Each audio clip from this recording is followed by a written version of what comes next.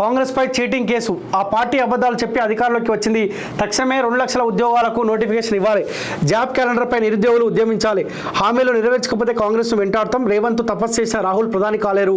ఉగాది పండుగ అంతా శ్రేష్టం మన బీఆర్ఎస్ పార్టీ. పార్లమెంట్ ఎన్నికల్లో బీఆర్ఎస్ సత్తా చాటుతాం. భద్రాచలంలో మాజీ మంత్రి హరీష్ రావు పిలుపు అంట. కాంగ్రెస్ పార్టీపై చీటింగ్ కేసు అంట.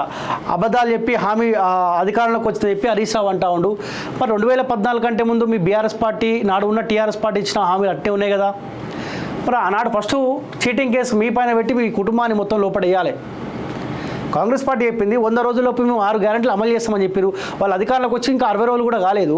ఇలా చీటింగ్ కేసు పెడతాడంట. అబద్ధాలు చెప్పి అధికారంలోకి వచ్చింది కాంగ్రెస్ పార్టీ. అంటే మీరు చేసినది 10 సంవత్సరాల కాలం పాటు దళిత ముఖ్యమంత్రి అంటారు, ఇంటికి ఒక ఉద్యోగం అంటారు, నిరుద్యోగ భృతి అంటారు, రైతు రుణమాఫీ అంటారు.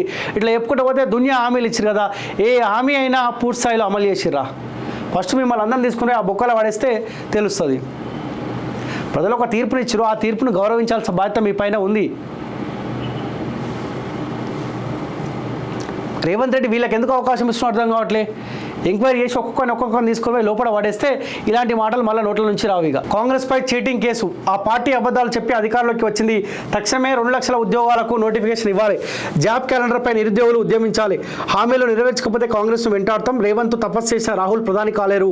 ఉగాది పండుగ అంతా శ్రేష్టం మన బీఆర్ఎస్ పార్టీ. పార్లమెంట్ ఎన్నికల్లో బీఆర్ఎస్ సత్తా చాటుతాం. భద్రాచలంలో మాజీ మంత్రి హరీష్ రావు పిలుపు అంట. కాంగ్రెస్ పార్టీపై చీటింగ్ కేసు అంట.